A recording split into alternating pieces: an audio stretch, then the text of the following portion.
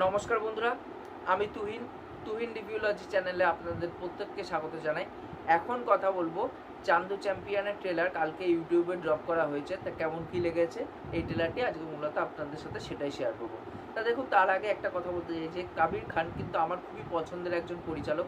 তিনি যেই টাইপের গল্প মানে ওয়ে অফ স্টাইলটা যেইভাবে রাখে গল্পের মধ্যে, সেটা দেখতে কিন্তু খুবই সুন্দর লাগে, কিন্তু তার যে কিছু সিনেমা সেইভাবে কিন্তু বক্স অফিসের সফলতার মুখ দেখছে না। এবং সেই জায়গায় দাঁড়িয়ে কাবির খানের কি এই সিনেমার মাধ্যমে কি কামব্যাক হবে কি হবে না, সেটাই হচ্ছে দেখার। কারণ কাবির খান যখন টিউবলাইট বানালো সালমান খানকে নিয়ে, বা তারপর যে 83 এর মতন সিনেমা বানালো, তার আগে ফ্যান্টামের মতন সিনেমা বানালো, এই তিনটে সিনেমা কিন্তু বক্স অফিসে কিন্তু ভালো চলেনি। কিন্তু সেই জায়গায় দাঁড়িয়ে ফ্যান্টামের মতন সিনেমা, আমার টিউবলাইট মোটামুটি লাগে, খুব যে ভালো লাগে আমি বলতে পারবো না, কিন্তু ওখানটায় যে সালমান খানের যে প্রেজেন্টেশনটা ছিল, আমার কিন্তু ওখানটা সালমান খানকে ভালো লেগেছিলো। এবং তার সাথে সাথে ফ্যান্টামের মতন সিনেমা, সেটা দুর্দান্ত আমার সিনেমাটা লেগেছিলো। আমি তখন স্কুলে পড়তাম, স্কুল বাঙ্ক মেরে আমি ওই সিনেমাটা হলে গিয়ে দেখে এসেছিলাম। মানে এই সিনেমাটার ট্রেলারটাই আমার খুব দুর্দান্ত লেগেছিলো বলে, তার মধ্যে 26/11 ওই তাজ হোটেলটাকে ওই ঘিরে যে গল্পটাকে বানানো হয়েছিল মেকার্সদের তরফ থেকে, সেটা আমার খুবই দুর্দান্ত লেগেছিলো, যার জন্য ওই সিনেমাটা হলে গিয়ে দেখে এসেছিলাম। আমি স্যাটিসফাইড ছিলাম ওই সিনেমাটা দেখে। তারপরে 83 এর মতো সে সিনেমা বানালো। আমার পার্সোনালি ওই টাইপের সিনেমাটা হলে গিয়ে দেখা হয়নি, বাট আমি পরবর্তীকালে ওটিটিতে যখন আসে আমি দেখেছিলাম, বাট সেই সিনেমাটাও বক্স অফিসে সেইভাবে চলেনি।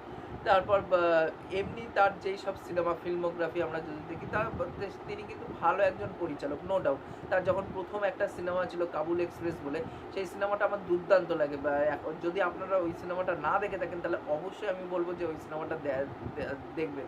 আমি অ্যামাজন প্রাইমে দেখেছিলাম ওই সিনেমাটা।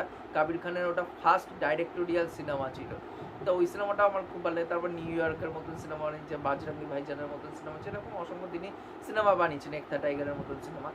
এবার সেই জায়গায় দাঁড়িয়ে এই ট্রেলারটি কেমন লাগলো, তা দেখুন এই যে মুল্লি পেটকার, তার জীবনের উপর ঘিরে কিন্তু এই সিনেমাটা তৈরি করা হয়েছে। এবং এই সিনেমাটা যেহেতু বায়োপিক, এবার সেই জায়গায় দাঁড়িয়ে আমরা ইন্ডিয়ান বায়োপিক যখন হতে দেখি, ইন্ডিয়াতে যখন কোনো বায়োপিক হয়, আমরা দেখি কি তার ছোটোবেলার জার্নির থেকে আপ টু পুরো তার যে লাইফের যে বড় স্প্যানটা, যে সে একটা কিছু অ্যাচিভ করছে বড়োবেলা অবধি, মানে লাস্ট অবধি যে সে লড়ে গেছে, সেই স্প্যানটা কিন্তু পুরো কভার করা হয় আমাদের ইন্ডিয়ার যেসব বায়োগ্রাফিক্যাল সিনেমা হয়।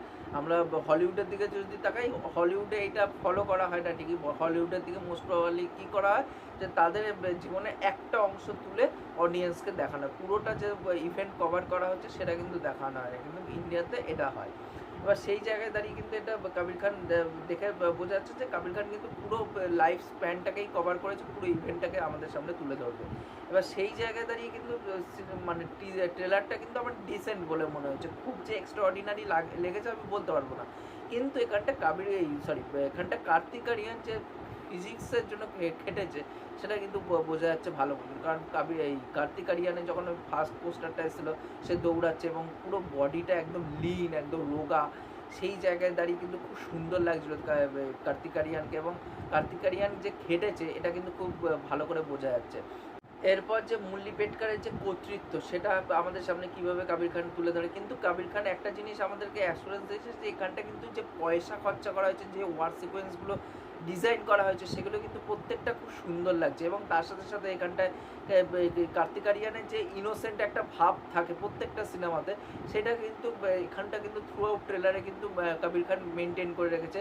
এবং কাবির খান কিন্তু নিজের সিনেমাতে এইভাবেই তিনি ক্যারেক্টারগুলোকে প্রেজেন্ট করে, সে টিউবলাইট হোক, বাজরঙ্গি ভাইজান হোক, বা এই সিনেমাটা, তিনি কিন্তু একটা প্যাটার্ন আমি ভালো করে দেখেছি, যে তিনি এই টাইপের ক্যারেক্টারই কিন্তু রাখেন, যে খুব সাদাসিধে একটা ক্যারেক্টার। সেই জায়গায় দাঁড়িয়ে কার্তিক আরিয়ানের সেই সাদাসিধে ব্যাপারটা আমরা কিন্তু প্রত্যেকটা সিনেমাতে দেখি। এবার কাবির খান ওইভাবেই প্রেজেন্ট করে, এবার সেই জায়গায় দাঁড়িয়ে কোথাও না কোথাও একটা ডিরেক্টর অ্যাক্টরের সিন করে গেছে, সেই জায়গাগুলো কিন্তু দেখতে ভালো লাগছে। এবং তার যে স্বপ্ন, যে চ্যাম্পিয়ন, এবং চ্যাম্পিয়নটাকে যেভাবে চ্যাম্পিয়ন বলে কার্তিক আরিয়ান, সেটা খুব ভালো লাগে। এবং কার্তিক আরিয়ানের যে কমিক টাইম, সেটাও কিন্তু ছোট্টভাবে এখানটা ট্রেলারের মধ্যে রাখা হয়েছে, যে বিজয় রাজের সাথে কার্তিক আরিয়ান ওই বলে যে আজকে যদি না যায় কালকে যদি যায়, বলে কালকে কখন যাবে, বলে কালকে সকালবেলা 10টার সময়, বলে হ্যাঁ এটা তো আমাদের বাবার প্লেন, তো কালকে সকালবেলা, তখন ওই ধমক দিয়ে প্লেনের মধ্যে উঠাবে এবং প্লেনের মধ্যে ওই ভয়তে যে চিল্লাবে। এই সিনগুলো কিন্তু কমিক্স সিকোয়েন্সগুলো হু হু করে না আসলেও কিন্তু সেইগুলো ভালো লাগে। এবং ওভারঅলে কিন্তু আমার ট্রেলারটা ডিসেন্ট বলে মনে হচ্ছে, খুব এক্সট্রা অর্ডিনারি বলতে পারবো না, কিন্তু হ্যাঁ ভিজুয়ালি যে যে জিনিসগুলো প্রেজেন্ট করা হয়েছে সেগুলো ভালো লাগছে এবং এখানে ব্যাকগ্রাউন্ড স্কোরের কাজ ভালো লাগছে। কিন্তু একটাই কথা বলবো যে এখানটায় মানে রাজপাল ইয়াদবরে নেওয়া হয়েছে, তাকে অ্যাজ কমেডিয়ান হিসাবে যেন না ইউজ করা, এটাই আমি বলবো। কারণ তারও যে একটা সত্তা আছে আমরা কিন্তু সেটা কখনো জানতে পারিনি। সেই জায়গায় দাঁড়িয়ে দেখা যাক এবার ইয়াশপাল শর্মা বা এখানটায় বিজয় রাজ এর প্রমুখ অভিনেতারা কাজ করেছে, আবার ভালো ভালো অভিনেতারা কাজ করেছে, সেই জায়গায় দাঁড়িয়ে এবার দেখা যাক কীরকম কী হয়। আর আরেকটা কথা বলবো যে এখানটা আমার যদি কমপ্লেন বলতে হয় নেগেটিভ দিক, তাই একটাই আমার কমপ্লেন আছে, একটা লাস্টের দিকে একটা কথোপকথনের সিকোয়েন্স রাখা হয়েছে কার্তিক আরিয়ানে, সেই জায়গায় যখন ও ডায়লগ ডেলিভারিটা করছে না সেটা খুব ফেক বলে মনে হয়েছে। কিন্তু দেখার ওই সিনটা সিনেমাতে হয়তো আরও বেশি করে ওয়ার্ক করতে পারে। এবং কার্তিক আরিয়ান ডিসেন্ট আমি বলবো, খুব যে এক্সট্রা অর্ডিনারি লেগেছে আমি বলতে পারবো না, বাট দেখা যায় এবার সিনেমাতে তার প্রেজেন্টেশনটা কেমন হয়, কাবির খান এই সিনেমার মাধ্যমে তাকে কীভাবে প্রেজেন্ট করে এবং তার কামব্যাক হয় কিনা কাবির খানের, সেটাই হচ্ছে দেখার। ওভারঅল টিজারটা আমার ডিসেন্ট বলে মনে হয়েছে। আপনাদের এই টিজারটি কেমন কী লেগেছে অবশ্যই নিচে কমেন্ট করে জানাবেন, কারণ আমার প্রত্যেকের কমেন্ট করতে খুবই ভালো লাগে। আর তার সাথে সাথে যদি আমার চ্যানেলটা সাবস্ক্রাইব করে দিয়েছেন তাহলে আরও বেশি ভালো লাগে, তাহলে মোটিভেশন পাই নতুন নতুন ভিডিও বানানোর জন্য। এখনকার মতো টাটা, বাই।